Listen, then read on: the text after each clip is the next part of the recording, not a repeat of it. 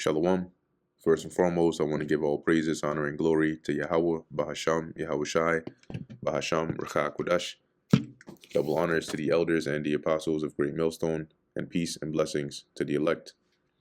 And today we're going to go into the book of Ecclesiastes, the 8th chapter. Who is as the wise man, and who knoweth the interpretation of a thing? A man's wisdom maketh his face to shine, and the boldness of his face shall be changed. See, and who is as a wise man and who knoweth the interpretation of a thing? Because these are, you go to a wise man for interpretations, right? And it is the wisdom that is in a man that causes his face to shine. When you go back, for example, to in the wilderness, it said that when Moses came down from the mount, his face was shining. And it wasn't just because of the commandments that was given him, but also the things the Lord revealed to him. And the boldness of his face shall be changed, because he's filled with all this wisdom. I counsel thee to keep the king's commandment, and that in regard of the oath of God. So you can see the title here is Obey Rulers. And Paul, when he's speaking to the believers, Romans 13, right? He went into this. Peter also did. Okay, because it's just a wise thing to do. What do you bring to your life if you're trying to be rebellious against the rulers of the province in which you're in? They have more power than you. You're just going to bring, destruction to yourself.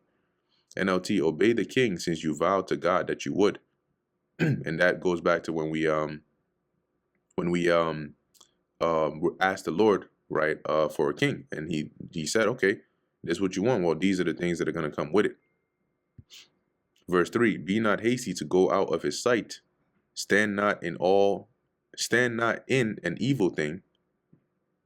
For he doeth whatsoever it pleaseth him. And what I'll do is, actually just pull this up side by side so it's easier to reference. Let's look here at the NLT. What's that verse? Verse 3.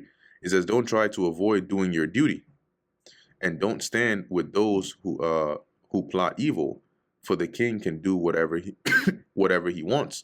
So, if you are scolded, or you do something that the king might take action against you for, he has the power to do that.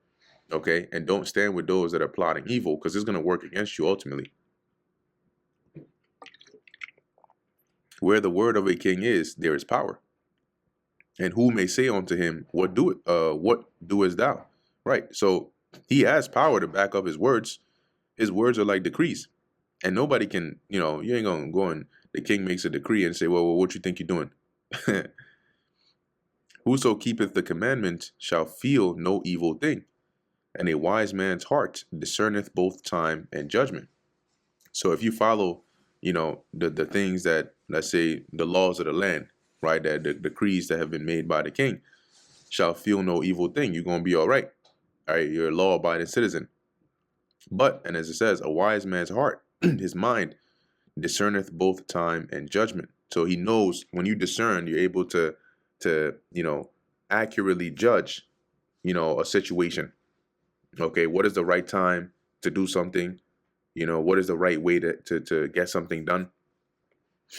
And here it's talking about in a normal society, right? You have a king that is righteous, right? And they've set, decrees or laws that make sense to govern society.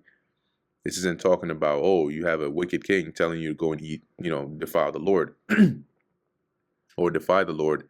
And then, if you keep that, no evil thing shall come to you. That's not what it means.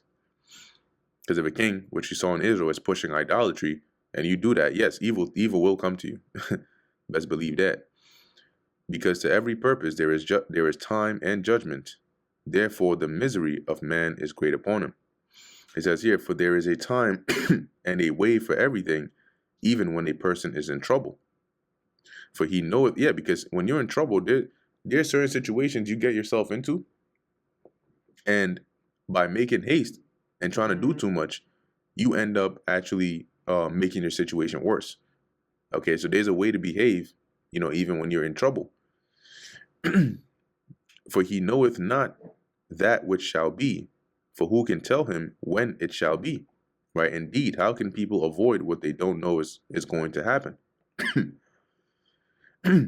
Verse 8, there is no man that hath power over the spirit to retain the spirit, neither hath he power in the day of death. Right? Because when it's time for you to go, you can't say, nah, I'm going to keep my spirit here on earth in this body. You can't, nobody has the power to retain, all right, or keep back the spirit. And in the time of your death, you don't have the power to prevent that. And there is no discharge in that war. Neither shall wickedness deliver, that's the war of life and death.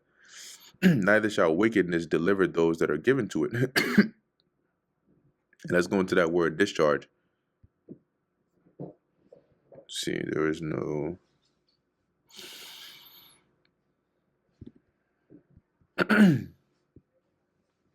It says sending away. Okay, so this is dealing with the war, you can say, of life, right? And life and death. There is no, no escaping from it. This is a war, a condition. This is the condition of the battle. This is the war we all have to fight. Okay, and likewise, neither shall wickedness deliver those that are given to us. So those that are, in wickedness, they're not going to be able to be delivered from that, right? And if it's death that they have to face, they're going to suffer that, because the scriptures tell you here in the book of Proverbs, what's that, 11:4? Riches profit not in the day of wrath, but righteousness delivereth from death. Guess what? Wickedness does not deliver from death. Verse 9. All this have I seen and applied my heart unto every work that is done under the sun. There is a time wherein one man ruleth over another to his hurt. It says, I have thought deeply about all that goes on here under the sun, where people have the power to hurt each other. That is one that ruleth over another to his hurt. And so I saw the wicked buried, who had come and gone from the place of the holy, and they were forgotten in the city where they had so done. This is also vanity. I have seen wicked people buried in honor, yet they were the very ones who frequented the temple and are now praised. In the same city where they committed their crimes. This too is meaningless, right? And that's the case, right? Sometimes you'll have that. That's why he mentioned, I believe it was in a previous chapter, right, that I have seen the basically it's like the fate of the righteous befalling the wicked and vice versa, like a righteous man dying in his righteousness, young or early, and the wicked man prolonging his life in wickedness. So he says here, right, this is also vanity, because how is it that this person frequents wickedness and yet they're honored in their death, right? They're praised. Because sentence against an evil work is not executed speedily, meaning quickly. So when you do, if you were to be judged on the spot for wickedness, people would think twice about it. But because that's not the case, therefore the heart of the sons of men is fully set in them to do evil. Okay, you're saying that people shouldn't commit adultery, but what happened to the last 20, 30, 50 people that did it? Oh, they've been fine. So somebody goes and do it. They do it, and they're like, well, nothing happened, because they don't have the fear of the Lord. So they think, oh, shit, they're good, and they make a practice out of it. So their mind is fully set to do evil because there's no immediate consequence that's happening to them. Though a sinner do evil 100 times, and his days be prolonged, yet surely I know that it shall be well with them that fear God, which fear before him. So a sinner can do evil, as it says, 100 times over and over and over again, and it may seem that, damn, they're like living, long, nothing is happening to them. But Solomon says, I know for sure that it's going to go well with them that actually fear the Lord. Eventually, that wickedness is going to catch up to that evildoer. But it shall not be well with the wicked, neither shall he prolong his days. So whatever, however long he's able to prolong his days, it's the set time the Lord has given him to fulfill a certain measure of wickedness. But eventually, it's all going to catch up to him, which are as a shadow, because he feareth not before God, right? So it's like a shadow. It's short, it's ephemeral, and it's not long-lived because he doesn't fear the Lord. There is a vanity which is done upon the earth, and that there be just men, to whom it happeneth according to the work of the wicked.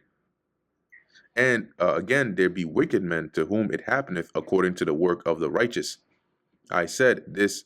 I said that this also is vanity. So a just man or a righteous man suffers what seems like the fate, of the wicked in whatever they have to go through, and vice versa. Like we read up above a couple verses, right? The wicked frequenting the temple, they die and they're praised, even in the same city they had committed wickedness.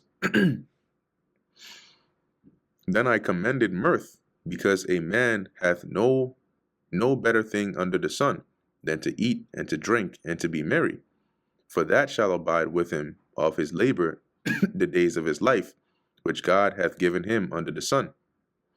Verse 15, so I recommend having fun, because there is nothing better for people in this world than to eat, drink, and enjoy life. That way they will experience some happiness along with all the hard work God gives them under the sun.